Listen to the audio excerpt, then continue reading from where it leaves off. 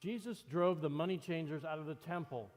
And when he did that on that day, he was calling out injustice. He was calling out bad behavior. The money changers in the temple were cheating God's people.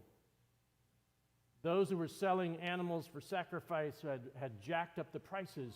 And so Jesus was angry and upset, and he dealt with it. He didn't let them run over him.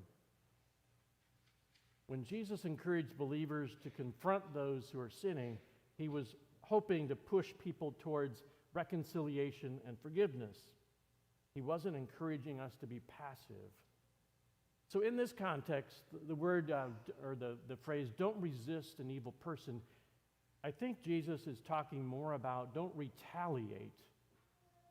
Don't retaliate. He's addressing the need for revenge. Moses was the one who did say an eye for an eye and a tooth for a tooth. And that was in the context in the Old Testament. If there's a fight and somebody got punched and knocked out a tooth, maybe the other person would wind up a little bigger and take out 3 teeth or break an arm. There were really physical things that were happening. So Moses said, you can have a limited revenge. 1 tooth for 1 tooth. 1 eye for 1 eye. You didn't have to, but he was trying to stop the cycle of escalation. In our own culture, we have the Hatfields and the McCoys. There's just that payback escalation. You hurt me, I'm going to hurt you more. You could simply say, don't turn the other cheek, could be Jesus saying, no paybacks. Just stop. Don't respond to insults is more the context of what Jesus is saying. If somebody strikes you on the right cheek, turn the other also.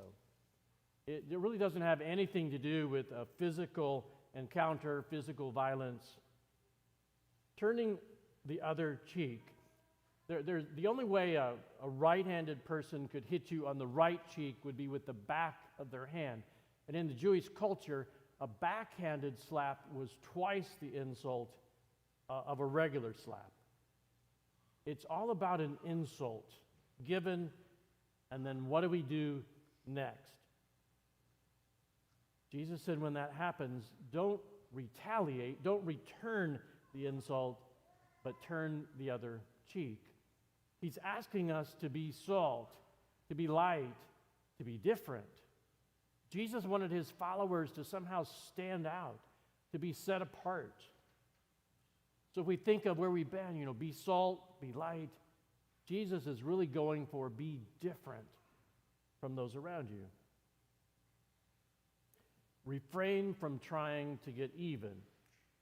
If we're good at anything in our culture, we're pretty good at slapping people with insults, aren't we? None was better in his day than Winston Churchill. It seems to be a part of the political milieu there in Parliament, and in the movies anyway, you see the mockery that one party gives to the other party, and you got a spokesperson that tries to find the perfect way to insult his nemesis as he's making his point. And Churchill had a nemesis. He probably had lots of opponents politically. He served Great Britain in a very tumultuous time during World War II. His nemesis, though, was Lady Astor. It's reported on one occasion that she found the great statesman obviously inebriated in a hotel elevator.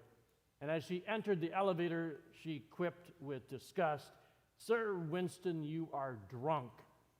He had a ready reply, and he looked back and he said, "My lady, you are ugly. But tomorrow I will be sober."